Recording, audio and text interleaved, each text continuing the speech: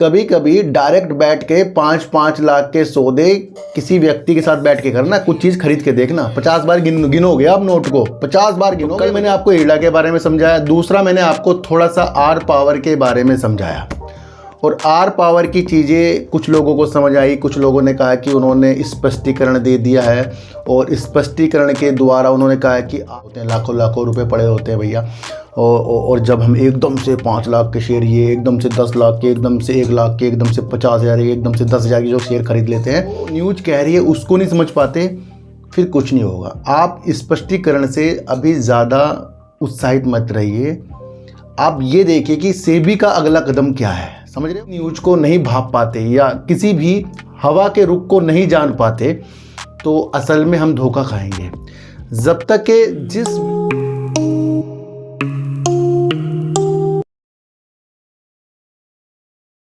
नमस्कार, मैं स्वागत करता हूं आपका अपने ही चैनल पर जिसका नाम है सार्थक बाजार से।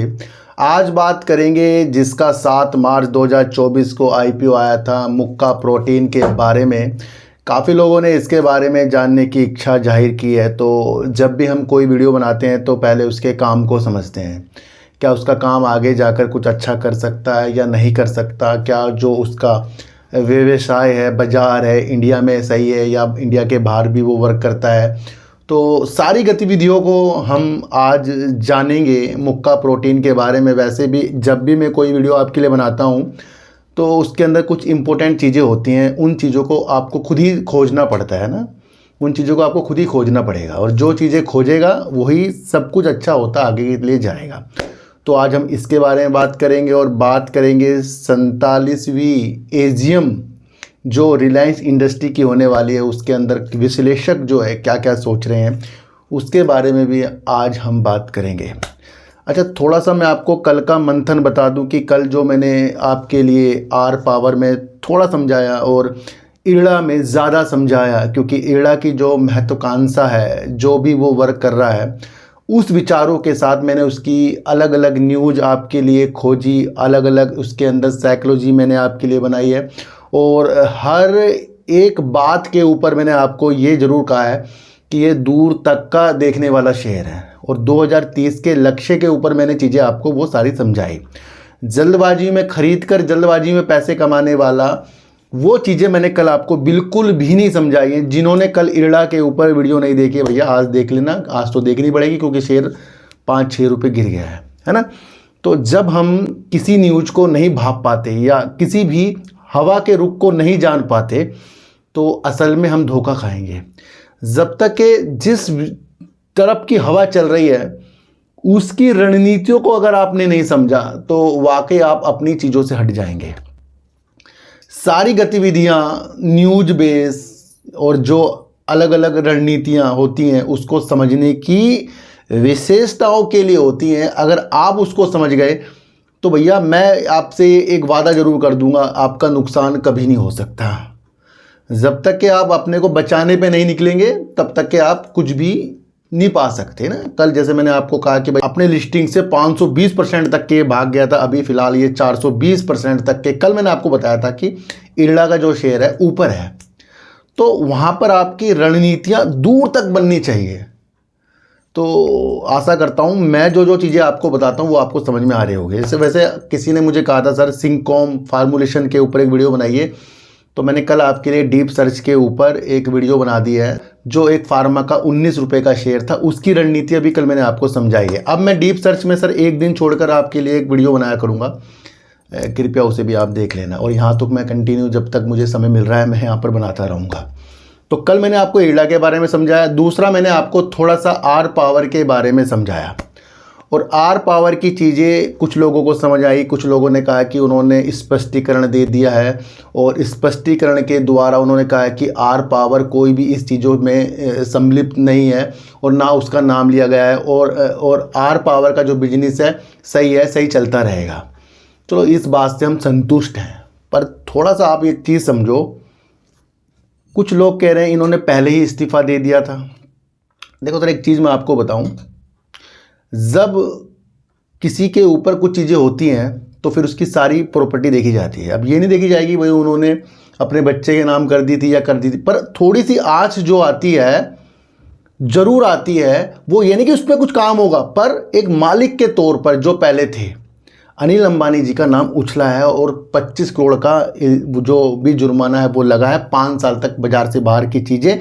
और एक कंपनी जो उनकी है, जो आपको पता है जिसके ऊपर चीज़ें हुई हैं, उससे दूसरों की काम में तो फ़र्क नहीं पड़ेगा, पर शेयर प्राइस में तो फ़र्क पड़ेगा। कल भी ये चीज़ें मैंने आपको समझाई थी, फिर भी एक व्यक्ति ने कमेंट किया है, भैया देखो जब तक के चीज़ें नहीं समझ पाओगे ना तब तक ये कुछ नहीं होगा। जब तक कि हम चीज़ें जो न्यूज़ कह रही है उसको नहीं समझ पाते फिर कुछ नहीं होगा। आप स्पष्टीकरण से अभी ज़्यादा उत्साहित मत रहिए। आप ये देखिए कि सेबी का अगला कदम क्या है, समझ रहे हो? सेबी का अगला कदम क्या है, अनिल अंबानी जी का अगला कदम क्या है। तो जब भी कोई बिजनेस खड़ा करता है तो वाकई वो एक कंपनी के ऊपर, तो 4-5 कंपनी जो होती है वो घेरे में आती है सिर्फ एक शक के, और वो अलग अलग रणनीति आपको देखने को मिलेगी। तो यहाँ ये नहीं कह सकते स्पष्टीकरण से वो चीज़ें सही हो जाएंगी या अलग अलग कंपनियाँ आपको गिरती हुई या भाग, वो छोड़ दो।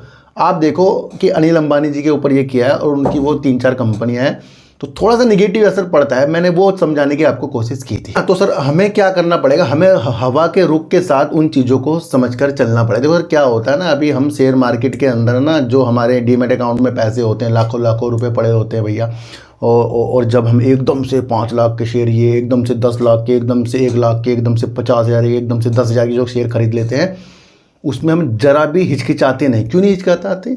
क्योंकि वो जो अमाउंट हमारी एक नंबर के तौर पर हमें दिखती है। प्रॉफिट आएगा वो भी नंबर के तौर पर, और आप कुछ खरीद रहे हो वो भी नंबर के तौर पर, लॉस आएगा वो भी नंबर के तौर। लेकिन जब वो एग्जिट चीज़ें होती हैं, बाहर निकलती, तब आपको पता लगेगा भैया 1 लाख डाले थे 10,000 बाहर निकले। कभी कभी डायरेक्ट बैठ के 5-5 लाख के सौदे किसी व्यक्ति के साथ बैठ के करना, कुछ चीज़ खरीद के देखना। 50 बार गिनोगे आप नोट को, 50 बार गिनोगे भैया, कहीं ज़्यादा ना चले जाए। 1000 रुपये खर्च करते हुए आप सोचोगे जब अपनी लाइफ में कुछ चीज़ें आप कहीं जाते हो बाजार में, समझ रहे? पर शेयर मार्केट में हम सोचते नहीं, हमें लगता है हमने शेयर खरीद लिया, 1000, 2000, 3000 शेयर खरीद लिए। और कैसे? जहां आपको कहानी बिल्कुल भी समझ में नहीं आई वहां पर आप वो काम करते हो। जहां कहानी समझ में आ जाए वहां तो हो सकता है वो चीज़ें सही हैं, पर जहां कहानी समझ में ही नहीं आ रही है उसके शेयर लेके बैठे कि हम ये दिखा देंगे वो दिखा देंगे, तो वहां तो हम खुद को ठग रहे हैं भैया। मुझे नहीं ठग रहे आप खुद को ठग रहे हो, क्योंकि जो चीज़ें सत्यता की हो रहा है उस पर विश्वास हमें करना चाहिए। तो वो डीमैट अकाउंट के अंदर जो हमारा पैसा पड़ा रहता है भैया, वो एक अमाउंट दिखती है हमें, सिर्फ नंबर दिखते हैं। और जैसे ही खरीदेंगे 20,000 के शेयर, 30,000, 40,000 के शेयर हम खरीदते, हमें पता नहीं लगता। पर अभी आप फ़ोन लेने जाओ, ऐसे गिन गिन के पैसे दोगे ना, आपको दुख सा होगा। चीज़ तो आ जाए कि दुख सा होगा। कुछ बाइक खरीदने जाओ, कार खरीदने जाओ, दुख सा होगा, एकदम झटका सा लगता है सारे पैसे देख के। लेकिन मार्केट में कब दिखता है? जब बर्बाद हो जाता है तब दिखता है वो। इसलिए इस साइकोलॉजी को भी आपको समझ कर चलना पड़ेगा। जिद वाली चीज़ें बाज़ार में बिल्कुल भी नहीं चलती हैं कि मैं वहाँ ये चीज़ दिखा दूंगा, वहाँ ये कर दूंगा, मेरा टारगेट ये है, मेरा टारगेट वो है, मैं मल्टी बैगर शेयर बना दूंगा, ये कर दूंगा।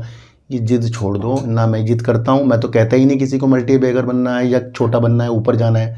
मैं तो रणनीतियाँ समझा रहा हूँ। इसलिए रणनीतियों के अनुसार काम करो। जिद वाली चीज़ें बाजार में छोड़ दो। हवा जिस तरफ है उस तरफ की चीज़ें देखना शुरू कर दो, सब कुछ अच्छा होगा। देखो सर, एशिया के अमीर व्यक्ति, अरबपति व्यक्ति मुकेश अंबानी जी जब भी अपनी एजीएम बताते हैं, करते हैं, तो सबकी निवेशकों की नज़र या शेयरधारकों की नज़र उनके एजीएम पर रहती है।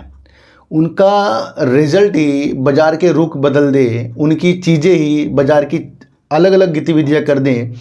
तो इस बार का मुकेश अंबानी जी के द्वारा रिलायंस इंडस्ट्री का जो एजीएम होगा, जो 47वीं इनकी बोर्ड की मीटिंग होगी, उसके अंदर बड़े बड़े ब्रोकरेज फर्म, बड़े बड़े विश्लेषक और बड़े बड़े शेयरधारक और हम सब आपकी नज़र जरूर रहनी चाहिए। क्यों रहनी चाहिए, इसका महत्व भी आपको समझाऊंगा। पहले समझेंगे कि क्यों ज़रूरी है इस बार का एजीएम हमें सुनना और देखना कि क्या क्या चीज़ें वो करते हैं। सबसे पहले आप ये देखो कि अंबानी परिवार की अगली पीढ़ी जो निदेशक मंडल के रूप में अब है, जो अगले उनके बच्चे हैं, वो इस एजीएम में शामिल होकर उनकी ये पहली एजीएम होगी निदेशक के रूप में। तो यहाँ से क्या हो गया, इंपॉर्टेंट चीज़ हो गया। और जब ये पहली है तो कुछ ना कुछ अच्छी चीज़ें जरूर निकलेगी। तो बड़े बड़े विश्लेषक कह रहे हैं, एक थीम चल रही है ग्रीन एनर्जी की, और उसे देखते हुए नवीन ऊर्जा की तरफ कुछ बातें बता सकते हैं, या कुछ विनिर्माण ऊर्जा के क्षेत्र में वो बताने की चीज़ें हमें बताएंगे, जिससे एक विषय मिलेगा देखने की स्थिति को, भैया नवकरणीय ऊर्जा के लिए क्या क्या इन्होंने बता दिया। तो जब कोई बड़ा व्यक्ति, जो अभी प्रधानमंत्री जी कुछ बोल रहे हैं, तो क्या होगा, रुख बदल जाएंगे हर इस चीज़ के। इसी तरीके से रिलायंस इंडस्ट्री की तरफ से अगर नवकरणीय ऊर्जा की तरफ, जैसे लोग कह रहे हैं रिन्यूएबल एनर्जी की तरफ, कुछ ये बता सकते हैं कि इनकी मंशा आगे तक क्या है, तो उस पर निगाह टिकनी चाहिए। क्योंकि जब हम ऐसे व्यक्ति के साथ उनके बिजनेस की चीज़ों को समझ रहे हैं, तो यानी कि हम आगे की दिशा देख रहे हैं, तो उस पर भी बड़े बड़े लोग दाव लगाते हैं। भैया इन्होंने अगर कह दिया कि भाई मैं हाइड्रोजन के क्षेत्र पर ये कर दूंगा, उसके क्षेत्र पर ये कर दूंगा, बैटरी के लिए कर दूंगा, वो कर दूंगा, तो क्या होगा, लोग, बड़े बड़े लोग उस पर अपना पैसा लगाएंगे, पर शॉर्ट टर्म के लिए नहीं, लॉन्ग टर्म के लिए। तो बहुत ज़रूरी है इस बार की एजीएम मीटिंग। दूसरा, रिटेल और टेलीकॉम का इनका जो एक आईपीओ आने वाला है, हो सकता है इस बार ये बता दें कि समय सीमा कब आ रही है।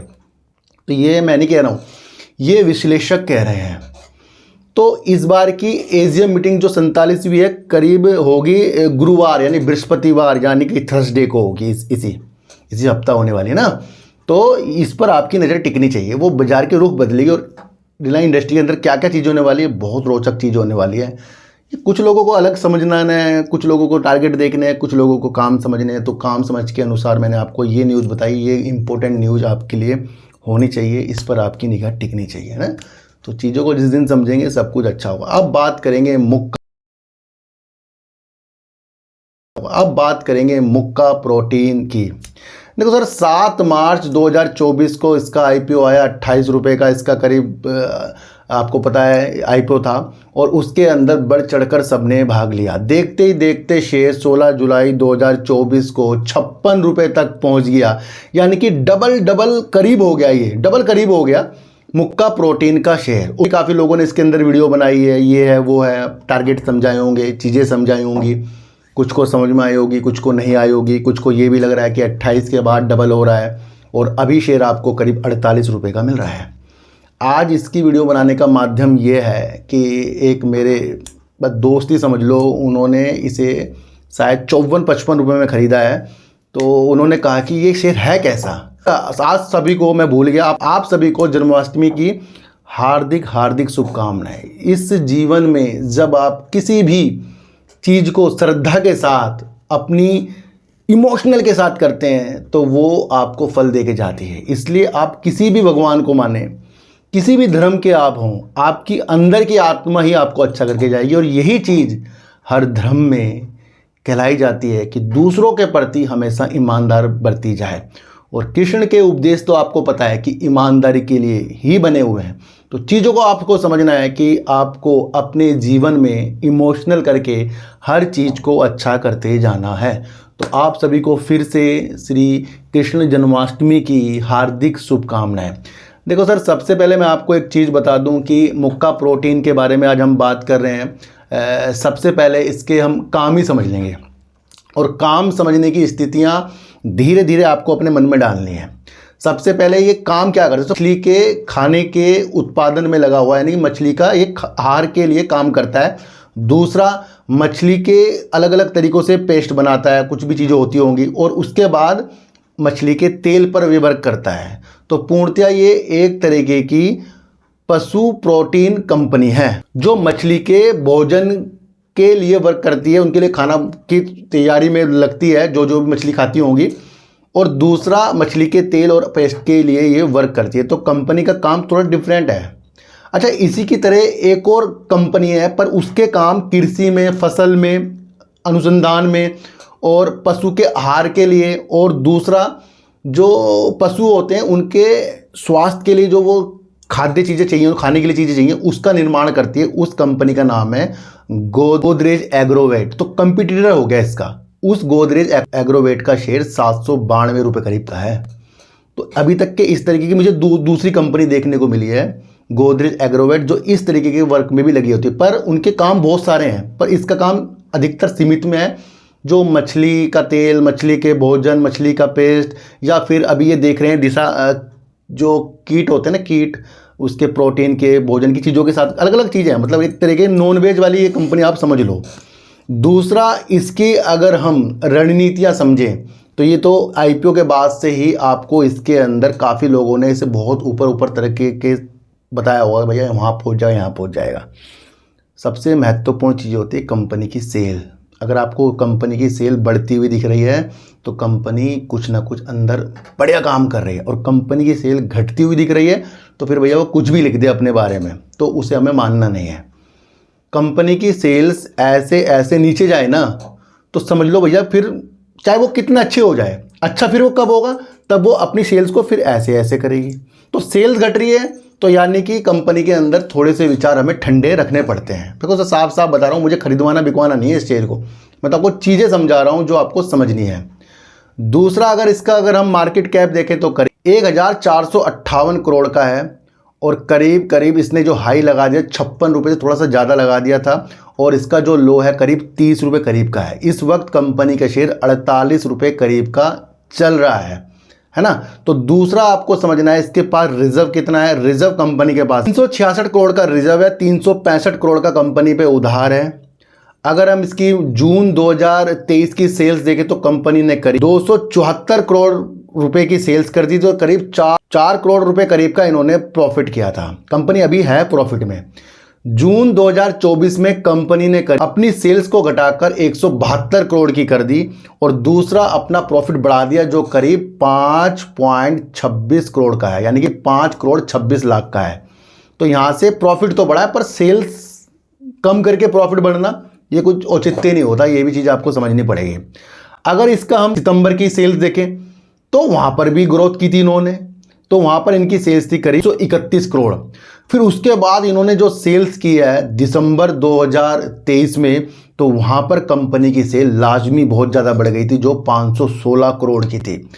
पर दिसंबर के बाद जब मार्च 2024 में इसकी हमने सेल देखी तो वो हमें गिरती हुई देखने को मिली, जो थी 256 करोड़।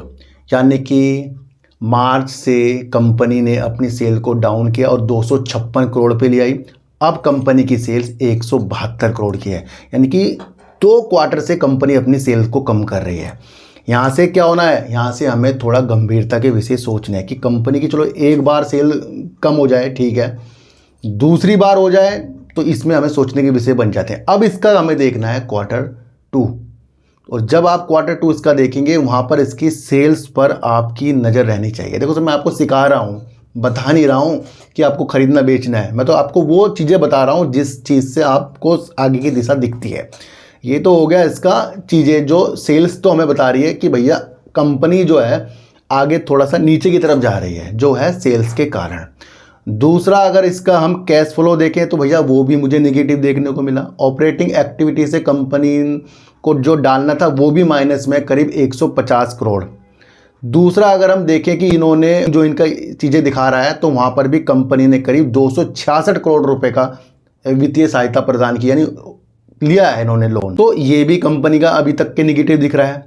प्रमोटर कंपनी के अंदर काफ़ी बने पड़े हैं जो करीब 73.33% है। एफआईएस कंपनी के अंदर करीब 5.08% है। डीआईएस कंपनी के अंदर करीब 2.50% है, और पब्लिक कंपनी के अंदर करीब 19.09% है। देखो सर, शेयर होल्डिंग पैटर्न के अंदर प्रमोटर ज़्यादा दिख रहे हैं, और एफआईएस भी है, डीआईएस भी है, और पब्लिक भी है।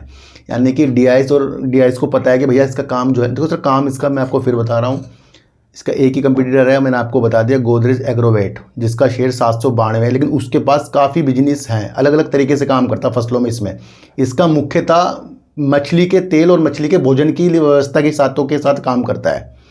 तो जैसे ही अपने काम को आगे बढ़ाएगा तो वो हमें नज़र आएगा, और आगे की मंशा जिस तरीके से कंपनी आगे क्या क्या करेगी वो अभी एक्चुअल हमारे सामने नहीं है। अभी तो आईपीओ आया ना इसका, तो उसके बाद से धीरे धीरे ये कंपनी मुझे लगता है ग्रोथ कर सकती है जिस तरीके से अपने काम को बढ़ाएगी, क्योंकि अभी सिर्फ 2 चीज़ों में डिपेंड है।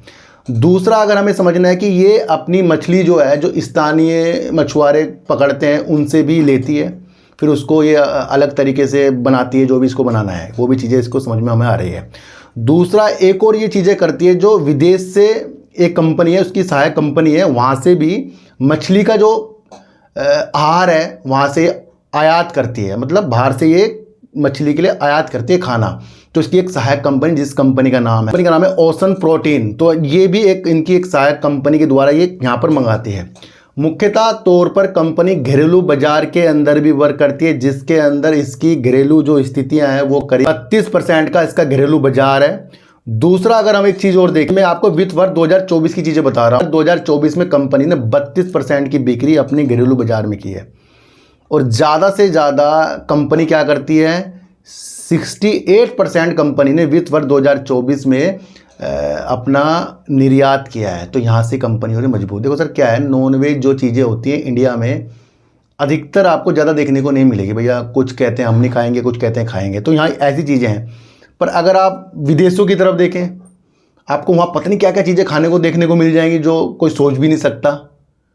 तो इनका जो चीज़ें हैं, जिस तरीके से मछली का तेल, मछली का पेस्ट चीज़ें हैं, तो ये विदेश में ज़्यादा इसकी निर्यात कर रही है, जो इसका एक प्लस पॉइंट हो सकता है ना। तो 68% वित्त वर्ष 2024 में इस तरीके से इन्होंने निर्यात किया, ये इसका एक पॉजिटिव संकेत हो गया। जहां बहरीन हो गया, चीन हो गया, आपका बांग्लादेश हो गया, वियतनाम हो गया, म्यांमार हो गया, सऊदी अरब हो गया, फिलीपींस हो गया, दक्षिण कोरिया हो गया, इस तरीके से 10 से ज़्यादा देशों में ये अपनी चीज़ों को निर्यात करती है। तो यहाँ से कंपनी एक पॉजिटिव संकेतों के साथ आगे काम करके अपने को बुला सकती है ना, ये आपको समझना है। देखो सर, ये जो कंपनी अगर उभरेगी तो मुझे लगता है कि ये निर्यात में 68% जो ये कर रही है, यहाँ पर इसको और ज़्यादा अपने कस्टमर देखने पड़ेंगे, क्योंकि ये 10 से ज़्यादा अगर देशों में वर्क कर रही है और वहाँ पर अपने प्रोडक्ट को निर्यात कर रही है, बेच रही है, तो कंपनी लाजमी देखने में मजबूत लग रही है। अभी हाल ही में इसका जो IPO आया है, इससे कुछ भी और चीज़ें आप इसके फंडामेंटल में चेक नहीं कर सकते, पर इसके फंडामेंटल ने एक चीज़ हमें दिखा दी कि कैश फ्लो में फ़िलहाल चलो अभी कंपनी नहीं है, तो अभी वो उन चीज़ों के साथ खर्चा भी हो रहा होगा इनका, नहीं कर पा रही है वो कि भैया और अपने चीज़ों को लगा रही है, इसलिए उधार ले रही है। दूसरा, अगर इतनी ज़्यादा कंपनी की डिमांड होती तो फिर इसका जो एक बार 516 करोड़ की इसकी सेल्स गई थी, वो दोबारे कंटिन्यू क्यों नहीं रही है। मुझे थोड़ा सा ये चीज़ें लग रही कि भैया दोबारे इसकी सेल्स 516 करोड़ की दिसंबर में थी, तो वो दोबारे से क्यों कंटिन्यू हुई, क्यों वो कम होते होते अब 172 करोड़ की हो गई है। तो इसका लाजमी Q2 देख लेना भैया, लेने से पहले 50 बार सोचना चीज़ों को। बिजनेस मॉडल बेस्ट है इसका। इस तरीके की एक दूसरी कंपनी है, वो पर अलग अलग तरीक़ों से काम करती है। ये सिर्फ मछली और इसकी चीज़ों में आपको मैंने बता दिया। तो आपको मछली के तेल और मछली के आहार जो के ऊपर काम करता है, क्योंकि भैया यहाँ की मछली पालन भी आपको देखने को मिला है ज़्यादा ही होगा इंडिया में, तो वहाँ पर जिस तरीके से माल बेचता होगा, मछली जो खाना के लिए ज़रूरत होगी ये इनसे माल खरीदते होंगे। तो वहाँ आपको अपने एक माइंड में सोचना है। तो जब तक कि आप दिमाग में कुछ चीज़ें सोचोगे नहीं, तब तक कुछ सोचने वाला व्यक्ति कभी भी मार नहीं खा सकता। करने वाला व्यक्ति बिना सोचे वो मार खाएगा। बड़े बड़े लोग क्या कहते हैं, भैया पहले करने से पहले सोच तो लो। एग्ज़ाम में आपको कुछ चीज़ें करने को मिलती है तो पहले सोचते तो होंगे ना, भैया मैंने जो पढ़ा था वो सही है कि नहीं। या एग्ज़ाम देगा, आप करके आ गए, KBC देखते हो, कौन बना करोड़पति, वो ऑप्शन देता है, पता भले होता है बंदे को, पहले वो पूरे 4 ऑप्शन जरूर देखेगा। क्यों? क्योंकि वहाँ पर एक ही गलती में पैसा जा सकता है। तो यहाँ पर भी शेयर बाज़ार में भी एक ही गलती में हम फंस सकते हैं। अगर इसकी सेल्स, भैया मैं आपको फिर बता रहा हूँ, मैं इसकी एक ही चीज़ पकड़ी है, एक तो इसका कैश फ्लो और इसका सेल, काम मुझे इसका अच्छा लग रहा है। अगर इसकी सेल्स ग्रोथ की तरफ हो जाती है, भाई 516 करोड़ की चलो भाई थोड़ा बहुत कम कर दें, भाई 516 से सीधा 256 करोड़ आना ये भी गलत है, फिर 256 से सीधा 172 करोड़ आना, तो ये कितना डिफरेंस हो गया। तो शुरुआती दौर में इतनी सेल, उसके बाद फिर कंटिन्यू सेल क्यों नहीं रही है, क्योंकि करीब करीब 6 महीने मिले हैं और 6 महीने में फिर सेल घटी है। तो आपको क्या करना है, आपको बड़ा संयम रखना है, ज़्यादा पैसे इन्वेस्ट करने वाला चीज़ों को नहीं करना है। जब तक के चीज़ें समझ में ना आए तब तक के उस पर काम नहीं करना है। इसी तरीके से अलग अलग कंपनी के ऊपर जो भी चीज़ें मैं आपको समझाता हूँ सारी फैक्ट पर है, खोजना आपको पड़ेगा बस वो ना। जब तक कि आप खोजोगे नहीं तब तक के कुछ अच्छी चीज़ दिखेगी नहीं। तो मेरे हिसाब से कंपनी का शेयर होल्ड किया जा सकता है। दूर तक इस कंपनी को देखा जा सकता है। निर्यात जब तक कि ये ज़्यादा से ज़्यादा कर रहा है तब तक कि ये कंपनी लाजमी, और बाहर देश में जिस तरह से और देश बढ़ा दे तो वहाँ इसी कंपनी का फ़ायदा है। दूसरा, अगर सेल्स में हमें ग्रोथ नहीं दिखी तो भैया फिर ये कंपनी, अब तो हमसे Q2 के बाद ही इसकी वीडियो बनाएंगे, वहाँ देखेंगे। इसलिए जब तक के तो अपने कदमों को थाम लो, संभाल लो कि भैया सेल घट रही है, उस पर आपको अपना केंद्र बिंदु बनाना है। तो आशा करता हूँ आज की वीडियो से आपको कुछ तो समझ में आया ही होगा। एजीएम मीटिंग जो होने वाली है रिलायंस इंडस्ट्री की, उस पर काफ़ी चर्चाएं होंगी। उस चर्चाओं को आपको खोजना है, वहाँ से कुछ अच्छी चीज़ आपको मिल सकती है। आर पावर के अंदर प्रॉब्लम नहीं है, आर पावर के मालिक के अंदर प्रॉब्लम जो क्रिएट हमारे सामने हुई, लेकिन कुछ लोग कह रहे हैं उन्होंने पहले इस्तीफा दे दिया। भैया वो चीज़ें अलग हो जाती हैं, पर चीज़ों को समझो, ये बैन की स्थितियाँ हैं तो कुछ तो भैया इफेक्ट पड़ ही रहा है, और आज भी आपको देखने को मिला है ना। मैं ये नहीं कहता कि आर पावर, मैं तो कह रहा हूँ आर पावर सेल अच्छी कर रहे हैं, पर सिचुएशंस भी हमें समझ के चलनी पड़ेगी, है ना। और अपने डीमेट अकाउंट के पैसों को नंबर मत समझो भैया, पैसे हैं वो आपके, इसलिए सोच समझ कर पैसों को चीज़ों के साथ करना पड़ेगा। बाजार में जो रुख है उस रुख को भापना है, ये नहीं कि बाजार का जो रुख चल रहा है और लोग उसके अंदर आपको अलग अलग तरीक़ों से फंसा रहे हैं और आप फंसते चल जाओ ना। वहाँ पर खुद को संभालना कि हवा किस तरफ है और क्या हमें समझना है। तो आशा करता हूँ कि आज की वीडियो आपके लिए अच्छी रही होगी। अलग अलग हटके मैं आजकल आपके लिए वीडियो बना रहा हूँ। डीप सर्च के ऊपर सिंकॉम, अगर आपको फार्मा के ऊपर वीडियो देखनी है आप देख सकते हैं। यहाँ की वीडियो आपको कैसी लग रही है एक बार ज़रूर कमेंट कर देना। फिर आपको कह रहा हूँ, दोबारा समझा रहा हूँ, किसी भी शेयर के ऊपर वीडियो बना रहा हूँ, खरीदने की आपको आवश्यकता बिल्कुल भी नहीं है, ना बेचने की है। करना आपको अपने दिल से ही पड़ेगा, मैं तो आपको वो एनालाइज करके बता रहा हूँ। चींटी को आटा दीजिए, गाय को रोटी दीजिए, और अपने बच्चों को ज़्यादा से ज़्यादा प्यार कीजिए, क्योंकि बच्चे ही आपकी मासूमियत से किस्मत पलटेंगे। तो फिर मिलेंगे आपसे नई वीडियो के साथ, जब तक के लिए नमस्कार।